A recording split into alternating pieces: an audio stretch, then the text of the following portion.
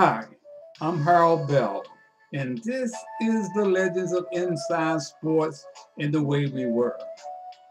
For the next 10 or 12 videos, you will be watching the Legends of Inside Sports while I tell my story, the life and times of yours truly.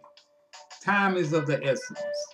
I need to start telling my story today, March 20th, 2020, because tomorrow is not promised.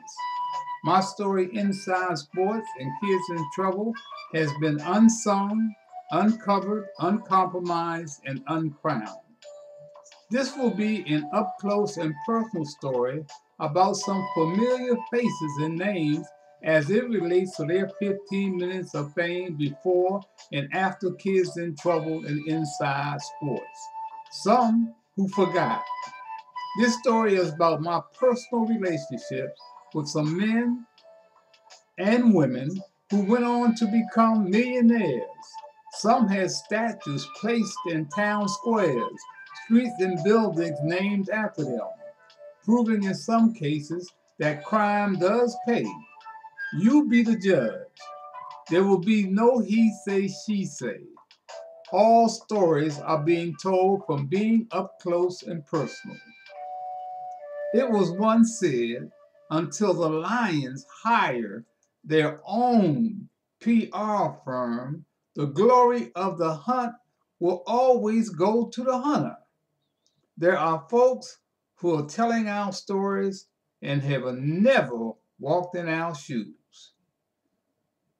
This next video introduction, you will hear the voices of Jim Brown, George Foreman, Geraldo Rivera, boxing historian Bert Sugar, Pulitzer Prize winning author Jack Newfield, and Don King.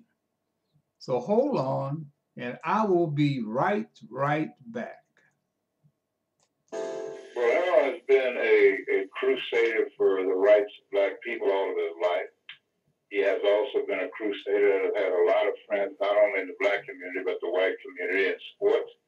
He's always been outstanding, always an individual, always speaking his mind, always giving you a platform to express your views. And when I was incarcerated, he did everything he could to attack those that incarcerated me unfairly. And he's one of my friends over the years. We've done many things together. So Harold is truly a man that believes in his culture and his people, and will always be that way because nobody's ever been able to change him. So, hey, that's my partner. This is the heavyweight champion of the world, George Foreman, for the best in sports and sports personalities. When I am in Washington, D.C., I check out my good friend Harold Bell and Inside Sports. Talking about a real champion, Harold Bell and Inside Sports. For many fans of the sweet science of boxing, the head rat has long been Don King, a one-time numbers runner and street punk who served jail time for manslaughter. King has been called a ghetto Machiavelli, a high-stakes hustler, a celebrity promoter who has guided the careers, some say victimized boxing stars, from Muhammad Ali to Mike Tyson. And with us in Washington, Harold Bell, a pioneer in the field of sports talk radio and TV. Mr. Bell has known Don King for more than 20 years. Harold Bell, do you think the feds are just picking on Don King? Well, I'm in the company of three distinguishing individuals here. I got a lawyer who's also a talk show host. I got, of course, author of a book there. And we got, of course, my good friend Bert Sugar, who's the editor and a publisher. It is safe to say that Don King is one of the most powerful individuals in professional sport today. It is safe to say that Don King is also a creative genius. Don King, of course, what's the difference? Between Don King and the NFL owner, Don King and the NBA owner, Don King and the National Hockey League owner. What's the difference there? Don King, as you know, has made fighter after fighter get rid of their own manager and take Don's stepson to Carl to be their manager, and then Carl takes 50% of their earnings after they've signed blank contracts. That's not fair. I think that. Go ahead, Harold. I think that's exploitation. All due respect, they've been doing that for years in baseball and basketball, where owners have bring their sons into the business. Now, you will tell me that Don King should not bring his son and family into the business, but should be a family. It's not bringing them into the business. It's having his son represent the fighter in an adversarial negotiation. King has obliterated the distinction between promoter and manager. Blacks should stick together just because of the fact that they are black and that they should be able to deal with one another, but they must be able to be promoters of friendship, unanimity, and zeal and constrict all negativism to its narrowest form. You must judge me from how far I've come, not by what I have achieved, because these are two different starting blocks. Martha King took us to the top, to the mountaintop to show us the promised land. I want to take us to the bank. Tribulation. Harold Bell, is Don King a racist? Does he play the race card to get all these fighters? I don't think Don King is a racist. That was asked to me early in the day. Don King, Bert Sugar and myself, we've been looking for a white hope for many years to make us millionaires because we understand that that's what draws in boxing is a black and white in the ring. That's why Jerry Cooney has laughed for so long. I was just listening to Jack Newfield earlier. He was mentioning Muhammad Ali. I was in Cleveland when Muhammad Ali gave Don King his start. I was there in 1974. Of course, Muhammad Ali for Chuck Wetner gave him his start. Muhammad Ali is probably one of the greatest athletes and also a great human being. Hank Aaron once said, a man is only limited by his lack of opportunities. Muhammad Ali saw a chance to give Don King an opportunity to be a promoter, and that's exactly what he did. Now, I know if Muhammad Ali asked Don King for anything, today Don King will be there for Muhammad Ali. If he stole that money, I don't know anything about it. I hope he didn't. I think Harold's partially right. I think Don came into the business and talked to black men's souls, and it was wonderful what he did and what he represented. But I think when the color turned to green, that's where he started to go wrong. Though I think for Harold, it's intriguing and I think edifying that for the first time in memory, a black man is charged with a white collar crime. I think that's progress. But you know, Bert, you and I, we have our differences. I have my differences with Don King, and Don has said some things and has taken some actions that I didn't like. But Don is the kind of guy that I know when I get in behind closed doors and we go one-on-one, I do all the talking and Don listens. How many are going to shut you up? Unless I can put my hands on Don King, I'm in trouble. Now, Bert, at the last fight, at the Mike Tyson-McNeely fight, you felt Don King's rep because when you went to get your press credentials, you found that your feet were somewhere up in the blood. Well, I was behind Bob Euchre by 7 rows. Well, Bert. So is that what you think bad things about Don King? Hey, Geraldo. Go ahead. The next fight I went out to for the Julio Cesar Chavez fight, I had left Don a note that was very sarcastic. When I went out for the Cesar Chavez fight, you know where my seats were, Bert? Back up in that same nosebleed section where you had yours. That's right. So I understood exactly But Harold, seriously, doesn't this guy break his word to fighters on an almost daily basis? And isn't it amazing, therefore, that they stay loyal to him? Well, Don has broken his word to me, but I don't take it personal because what I understand is that in order to get Don to keep his word, you must put your hands on him. He's about keeping his word if you just remind him. He can get kind of, act kind of funny at times, but Don is a very big... Did he act funny with Lloyd's of London, Harold? I don't have any idea. I don't have any proof of that, Geraldo. Okay, Harold Bell, thank you very much. Bert Sugar, thank you very much. Jack Newfield, good luck with your book, Only in America, The Life and Crimes of Don King. 100 greatest athletes of all time. I can be Harold Bell. If you're the hottest thing going, then I want to be you. Hi, this is Don King of Don King Productions for the undisputed champion of sports talk. You must turn to my man Harold Bell and the original Inside Sports. For the best in sports personalities, Inside Sports and Harold Bell are knockouts. Okay, that was my man. The great Don King. That was my introduction. So y'all don't need to explain to you guys to know who I am. I'm quite sure you know who I am. That my story, like I said, has been untold, uncovered, unsung, uncompromised, and uncrowned. I feel that I need to tell my own story. I'm a 4th generation Washingtonian. My great-grandfather, Alfred James Tyler, laid the first brick to build Mount Airy Baptist Church in 1893. Mount Airy Baptist Church is located at North Capitol and L Streets in Northwest DC. I am a pioneer in sports talk radio. My Inside Sports format changed the way we talk sports in America and around the globe. My work with youth gangs in the inner city is legendary. Now, my first home with my mother, Mattie Bell, was a one-room shack with an outhouse on Douglas Street in Northeast DC. It burned to the ground. According to my mother, one early morning in November, I was 2 or 3 years old, and she decided to sneak out to the store while I was sleeping, or she thought I was sleeping, and she left me with my dog Billy and a lit kerosene lamp.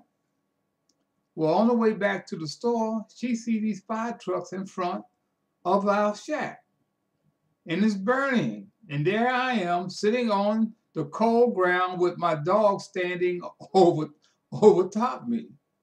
And so she asked one of the firemen, who rescued my child? And the fireman said, well, this is where he was when we got here, with the dog standing over him. Well, until this day, 2020, the dog wasn't talking, and I still don't know how I got out of that fire. See, we went from there to Grandma Bell's house. That's where my mother took me, to Grandma Bell's house. My older brother was already there. Bobby was already living with Grandma Bell. My father was like a Rolling Stone, you know. So Temptation sing a Rolling Stone. That was my father. And but my grandma was a jewel. See, my heroes were not black athletes growing up. My heroes were black women. My heroes were my grandmother and my mother and my aunts who helped raise me. You know, my heroes could not shoot a jump shot from behind the foul line, hit a ball out of the stadium, throw a football 60 yards in the air, but they were superstars in the game called life. Superstars. You know, I learned a lot from my grandmother and my aunts and my mother. Strong women, man. Strong women. You know, we stayed in church 3 to 4 times a week. And my grandmother, she played the organ, kept the books. My aunts and uncles, they sang in the choir. Man, on Sundays, it was like revival every Sunday, man. I mean, you couldn't get into church. And we got there early, and then if we sitting down, and we had to get up for the old folks, which I am today. We came out of that kind of environment, man, where there was integrity and honesty. My grandmother told me real early in life. After I became a radio personality and a personality in the community, she said, grandson, I want you to do me one favor. Always tell the truth. She said, because a lie will change 1,000 times, but the truth never changes. From here, I want to go and talk about Don King. That's the last voice you heard on the introduction. I met Don King in 1972. And now on the tape, I say 1974, but it was 1972. I remember it was 1972 because Harry Barnett, my attorney, and J.D. Bethea, who was a sports columnist for the Washington Star, asked me to ride to Cleveland with them. At that time, 1972, I had just started my sports talk show. You know, pioneer. I became the first black to host and produce his own sports talk show.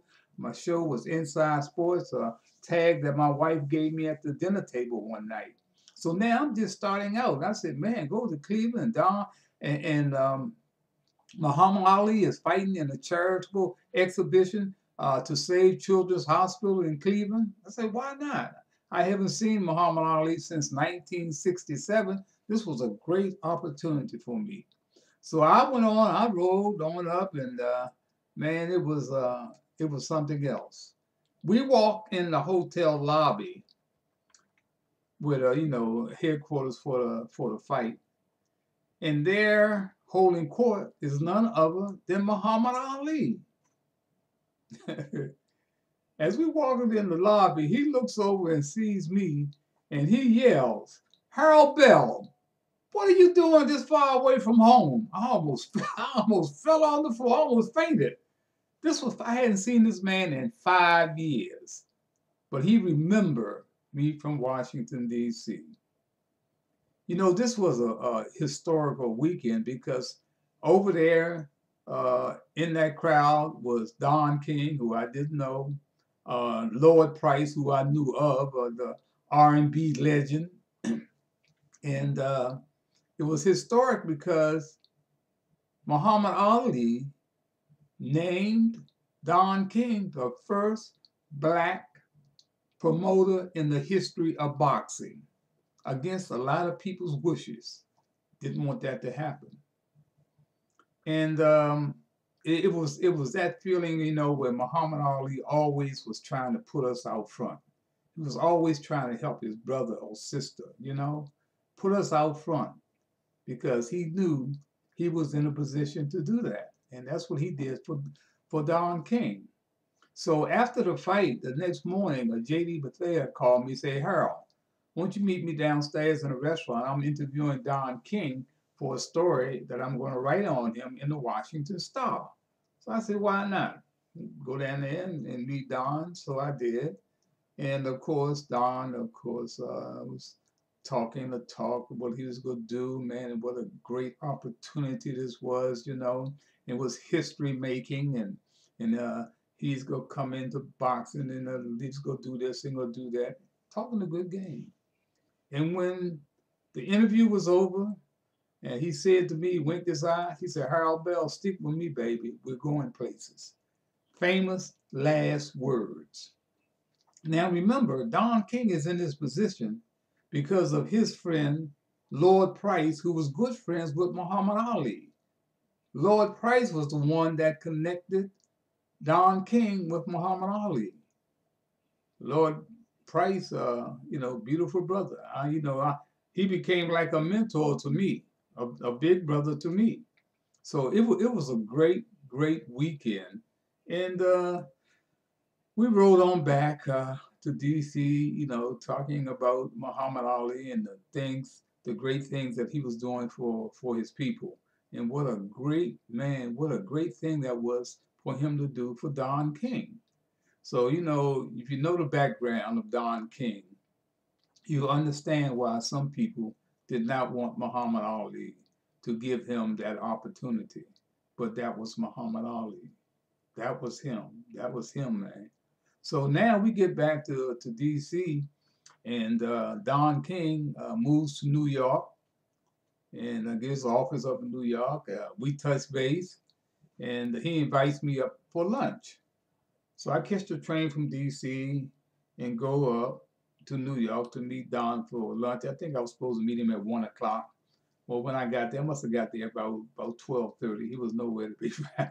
He was nowhere to be found. He didn't get back to the office till 3 o'clock. But man, those were two of the greatest hours that I ever spent in an office waiting for somebody, because who was there to keep me company was Connie Hopper, Don King's right-hand lady from Cleveland. If he's gonna come to if you could come to New York and be the first black promoter in this dog-eat-dog profession, he needed someone like Connie Hopper. So he brought Connie from Cleveland, made her an offer, I guess, that she couldn't refuse. But Connie set me down that day and schooled me on the ways of Don King. And one of the things that she told me, she said, "Harold, don't ever take no money from Don King. Make sure you earn it. Because when you take some money from him, he will treat you just like a hoe." That's exactly her word. So I understood exactly what she was saying. So when Don finally got there, 2 hours late or whatever. But it was, those hours were priceless to me because Connie gave me a heads up on how to deal with Don King. So we went out to dinner that evening, and Roberto Duran and Luis Hernandez, who was Roberto Duran's interpreter. And Roberto can speak English when he wants to, too. I tell you that right there. And we went to this restaurant, and it got caught up, man. I got late. So I sided Luis Hernandez and said, Harold, hey, man, you can stay with me and catch the train out here in the morning. He said, in fact, you know, my son's a basketball player. He got a big game tomorrow. Maybe you want to go to the game. So I stayed with Luis Hernandez and got a chance to see his son play basketball and got back on out of there and came on back to DC feeling pretty good, you know, that this, you know, hooking up with Don King could really open up some doors for me, even though I had opened up some doors for myself with Inside Sports. And plus, you know, I had political contacts. I was a presidential appointee by Richard Nixon. I used to caddy for him when I was in high school, as I mentioned earlier, out at the Burning Tree Golf Course, an exclusive all-white golf course in Bethesda, Maryland. But the hookup with Connie was more important than anything else. And I tell you, man, I learned a lot. And Don King was catching hell from major media. The white media was giving him the blues, man. You know, with his track record, criminal track record, he beat a he served time in jail for manslaughter. He beat a guy to death with his fist over a number a bill that was not paid. And I mean, they did not want to see Don King, a black man, being a promoter in professional boxing. This was a first, man. I mean, boxing has always been dirty and nasty. I mean, you know, all kinds of criminal ties to the boxers. And you know the history, man, they didn't want a brother in that position. And the media started giving him the blues. And Don started leaning on me to write stories, to have him on my sports talk show, Inside Sports. And plus, I had hooked up with a guy by the name of Howie Evans, who was the sports editor for the New York Amsterdam News. And Howard and I kind of came together as a team, man, to protecting a Don King, you know. And if you just heard me on the Geraldo Rivera show, I mean, Geraldo hated him. Jack Newfield hated him. And Bert was kind of neutral. Bert could take or leave Don King either way. But there I was there, 3-1, and I'm defending Don King. But Don King was doing nothing to further my career. I was writing, of course, commentaries in the Washington Afro, you know, talking about the racism and how he was being treated. And but you know, I would go out to Las Vegas, man. It hadn't been for Burt Sugar and Howie Evans, man. I had to go out there, man, and go through all kinds of hassles to get press credentials, man.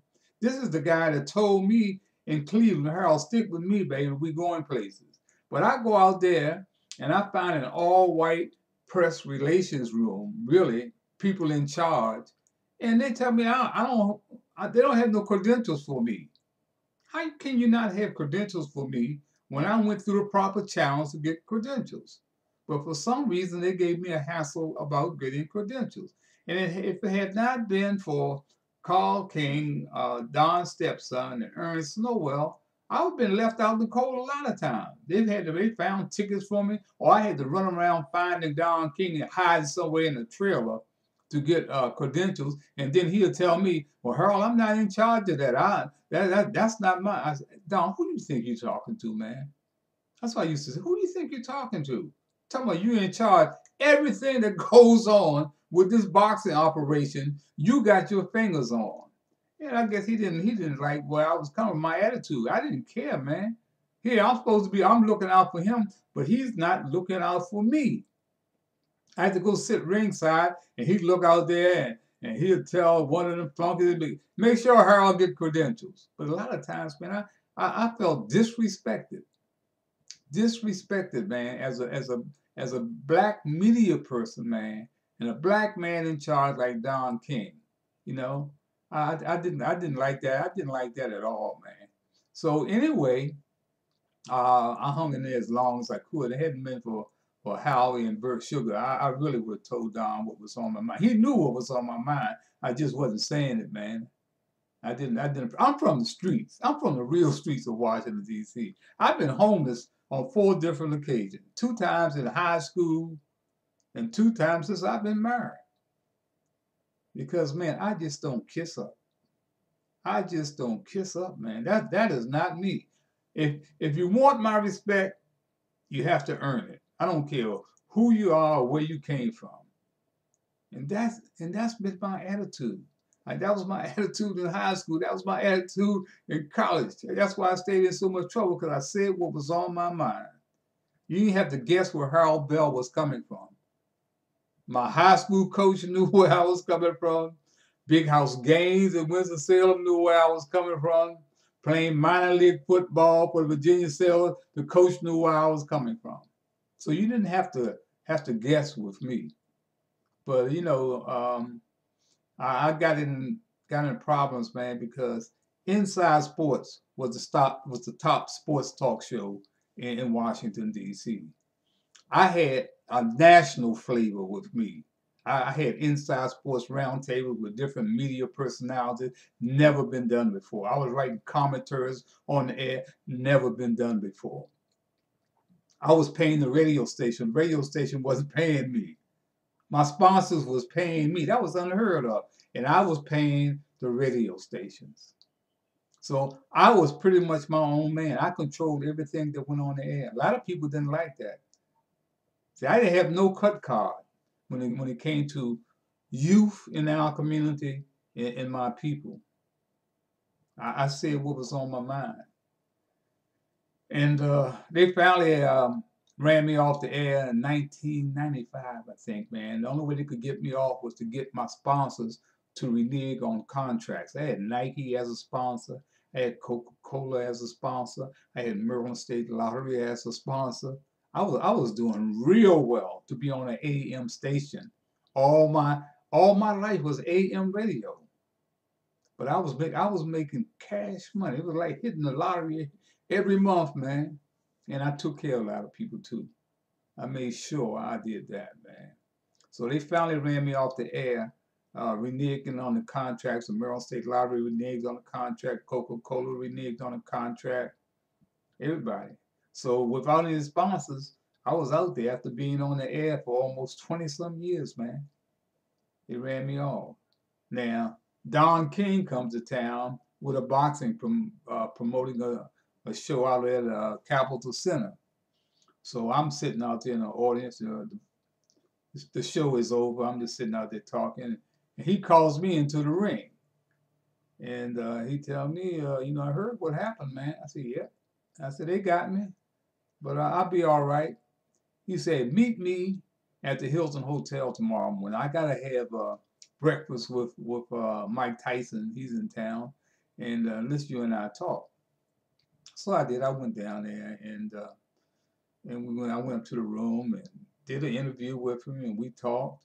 And but before I got there, Adrian Davis, a local guy who was boxing, a hell of a boxer, and he was managing, training fighters at the time. And Adrian came to me and said that Don King owed him $10,000, and that he knew I had Don's ear and could next time I was with Don, would I ask him about his $10,000? So at the hotel, after I got through interviewing him, several other people were around. So I told Don, come on. We went into the bathroom alone. I said, man, look, what we gonna do? He said, man, I got your back. He said, what you want? I said, man, I want to keep Inside Sports going. He said, well, why don't we make a partnership? You got this Muhammad Ali piece. Let's do a partnership. So he reached in his pocket, and I had just moved into a new house, man, new condo, and I was dead broke, and I had never taken no money from him. I followed Connie's rules, as you said. If you haven't earned it, don't take no money from it. And he peeled off $2,000. Said, here's This is for a housewarming for you and Hattie, you know? I said, okay, that was cool. So before we left out, I said, look, man, Adrian Davis said, you know, you owe him $10,000 from the last fight, you know, that you promoted with his fighters. Don said, Harold, now you know, look here. These guys think they could take cash from me, and I don't write it. They don't see me writing it down, so they think I forget it. Man, he said, I don't owe no Adrian no $10,000, man. I gave Adrian, he asked for some money up front. I gave him money up front, and that's it. So what could I say? I did what I was supposed to do. Well, Adrian Davis got mad at me for some reason. I did exactly what he asked me to do. I didn't think he expected me to take $10,000 from Don and give it to him.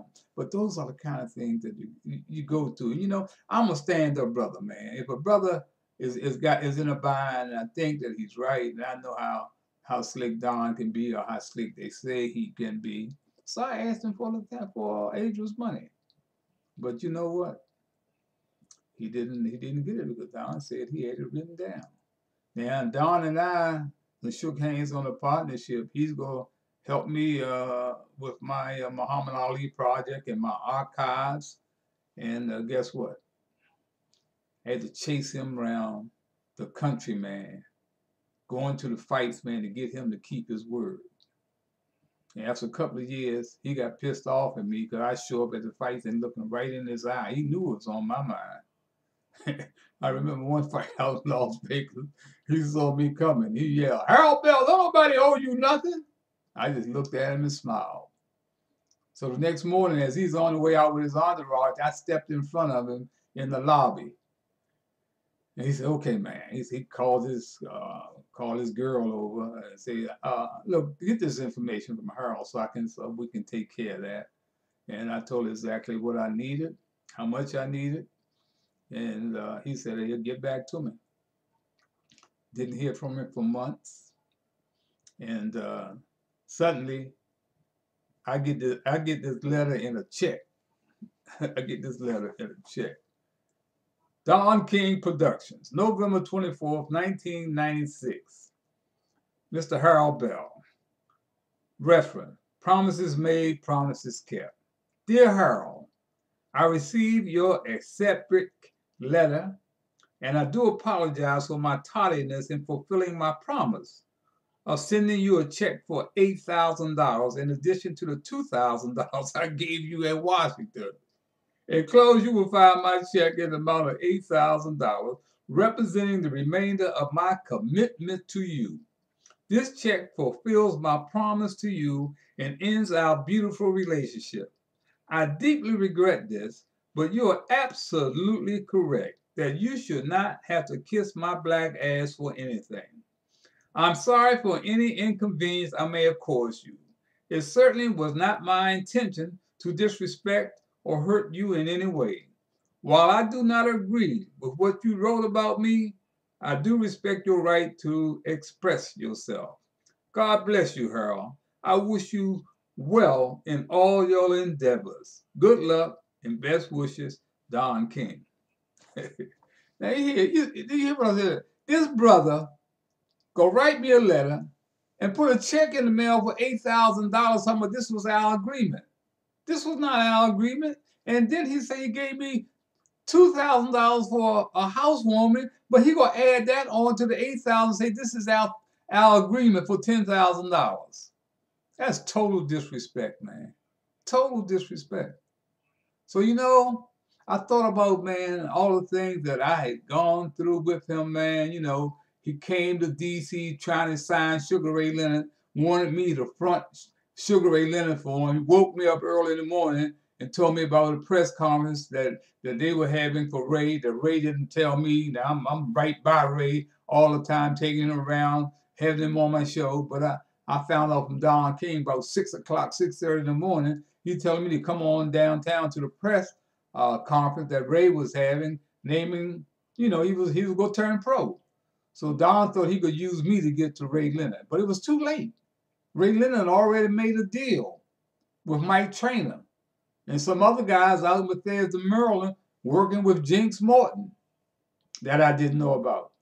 But he, like I said, he thought that I was gonna be able to draw Ray in because Ray, respected me. But I didn't have any part of that because while I was taking Ray around trying to get him a job with the DC Department of Recreation and sitting down with Mr. Rumsey and Jim Vance and Sonny Hill, trying to, because he said he didn't want to box. He wanted to go to college to take care of little Ray and Juanita. So I went and took him on job interviews. But while I was doing that, Jinx Morton had something else on his mind. So Don come to town with Larry Holmes and everything and be at the press conference. It was too late, man. And the picture you see with me, Don, Sugar Ray Leonard, Larry Holmes, Dave Jacobs around the media room at WYCB. We did a special show with them. That was what that was all about, man. Ray Leonard, you know, as much as many things that I've done for him, and for him to turn the snake that he turned out, that he called me on the air talking about Harold Bell, I'm the welterweight champion of the world today because you were there when nobody else was. Come on, man. We don't show respect to each other, and that's a part of it. So Ray Leonard, that's another story. I'll tell that one later. But I want to get this Don King thing out of the way because Don King is mad at me because Larry Hazard came up. I'm up in Atlantic City going to a fight that Don King from a promotion and got to go through the same hassle, trying to get press credentials. Larry Hazard had to send his son out with a ticket for me to get into the fight, man. You know, so my ride has been pretty rough, but you know what? I would not have done it any other way. I mean, Larry Hazard saw me later on somewhere. I don't know. I think it was at Dr. McKnight's memorial service or something they were having for him, and he said, "Man, Don said he ain't got nothing against you. How you would have something against me when all I've ever did was stand up for you? Lloyd Price, you know that, because I told you that in New York when we hooked back up. When Don was doing that tournament up there with Bernard Hopkins and them. I told you how he was acting. And you said you go check on it, but never got back to me. So I understand all the bull, man. But God is good. Don King, he picked James Brown over me, somebody who came for me. He could have James Brown and never been connected with boxing and sit him down and let him be one of the color men or broadcast or whatever. Never even looked my way. So Don King can have an attitude if he want to. That's on him. I gave him that $10,000 check back when he came here to promote a fight at the DC Armory. I waited for him. I wasn't going to spend that $10,000 because Connie Harper had already said how he treats you if you take some money from him that you haven't earned. I didn't earn that. So when he came here, he had hired my brother to be his photographer, my young brother, Tyree, Billy, William, Puddin, whatever. And I told my brother, look, I want you to be over at the Army because I'm going to give this check back to Don King. And I want you to take a picture of it. And so that's what happened. I went up to him and gave him that check. I got that picture. You should see the pride. You should see the look on his face. Yeah. It was priceless.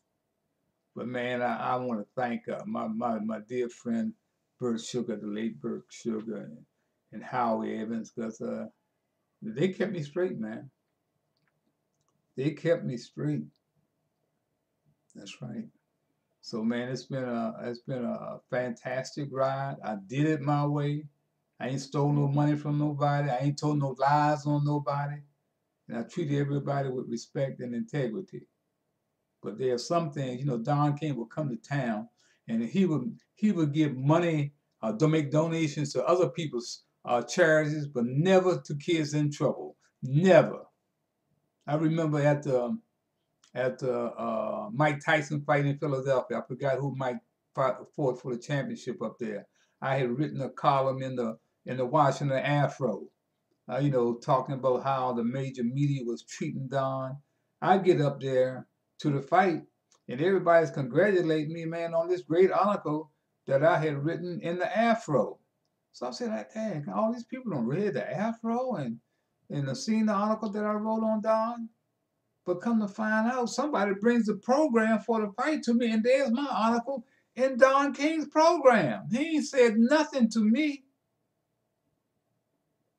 He said nothing to me about putting my story that I had written on him in a Afro-American. He puts it in his program. And gave me a dime. And then told me, oh, Harold, I didn't know you could write like that. Man, are you kidding me? Still playing that old game, man. I'm from the streets. You know, I'm from the street. I know some real gangsters.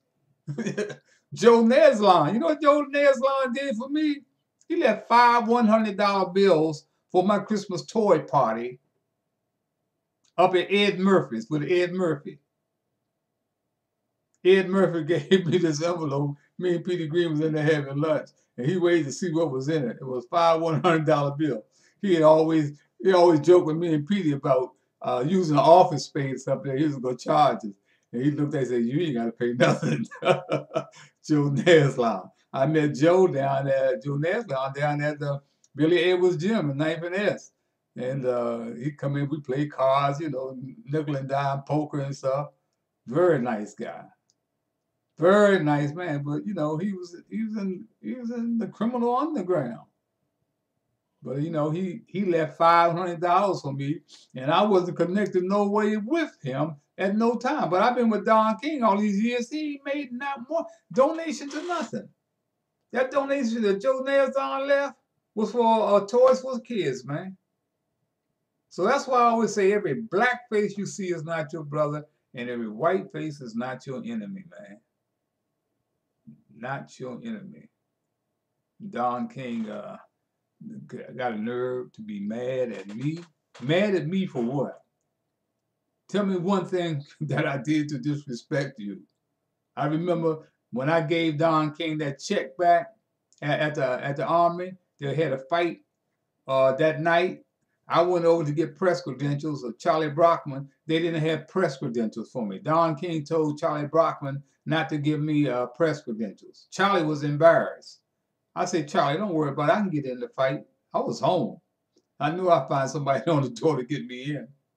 Then after getting in the fight, I see my man Lloyd Price and Kenny Gamble from, Philadelphia. Philadelphia Kenny Gamble, Harold Melvin, the Blue Note. They sitting down there. So I go down there and see Lloyd, and Lloyd jumps up, hugs me, and said, introduced me to Kenny Gamble. He said, Kenny, man, I want you to meet my man Harold Bell, man, doing some wonderful things here in Washington, man. And he got to telling Kenny about some of the things that I was doing. And all of a sudden, Lloyd went silent. And I'm trying to figure out why would somebody start talking. I turn around, Don King is giving him the evil eye from the ring. Lloyd went into his shell. I haven't talked to him since, man. So, you know, Lloyd is back in with Don, fine. But man, hey, I don't need that. I didn't need it. So, like I said, man, it's been a trip, but it's been a ride that I have enjoyed, and I've did it my way. You know, I did it my way, man. And nothing that Don King can say about me that I ever disrespected him. But he take a pimp. He let Jim Brown pimp him. He let Jim Brown pimp him. Jim Brown. Before I gave that $10,000 back to Don, I was telling Jim Brown problems I was having with Don King. He said, man, Don King is a treacherous MF, man. That's why I don't mess with Mike, man, because he is so treacherous, man. So, man, yeah, you don't want nothing to do with Don King. That's what he told me. Then I found out the next year that Don King wrote him a 6-figure check for American.